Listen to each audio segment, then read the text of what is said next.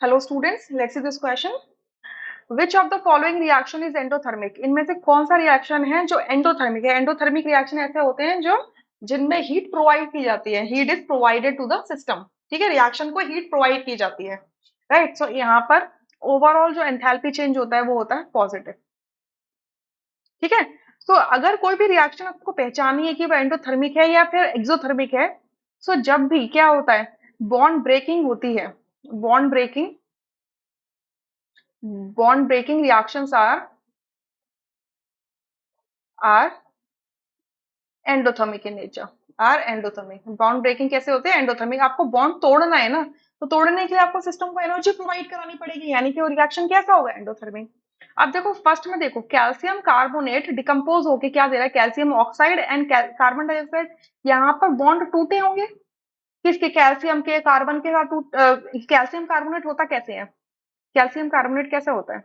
Ca2 positive, CO3 negative, ऐसे ही होता है।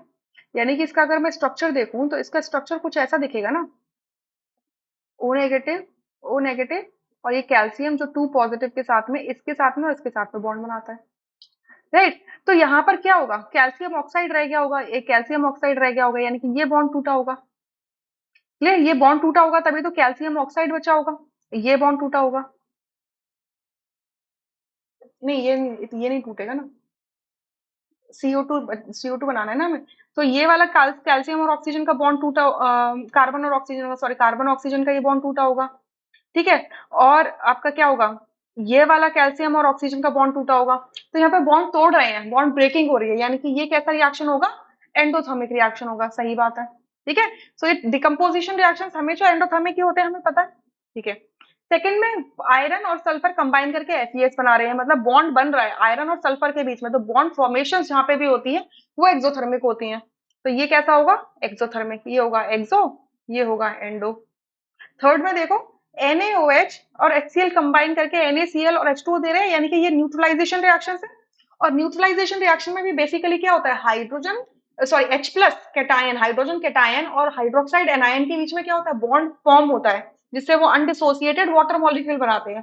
तो यहाँ पर बॉन्ड फॉर्मेशन भी होता है, तो बॉन्ड फॉर्मेशन एक्सोथर्मिक होता है। और हम जानते भी है कि एक्सोथर्मिक रिएक्शंस क्या, न्यूट्रलाइजेशन रिएक्शन क्या होते हैं? एक्सोथर्मिक होते हैं। ठीक है, न्यूट्रलाइजेशन रिएक्शंस का मतलब ये होता है कि 1 मोल और 1 equivalent of H plus ions combine with 1 equivalent of OH negative ions to give undissociated water molecule. ठीक है, तो ये भी नहीं हो सकता हमारा आंसर।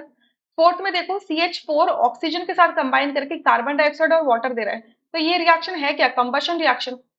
कंबशन रिएक्शंस क्या होती है? हमेशा एक्सोथर्मिक ही होती है, क्योंकि इनके साथ में क्या होती है? एक large amount of heat energy release हो जाती है। तो ये भी क्या होती है?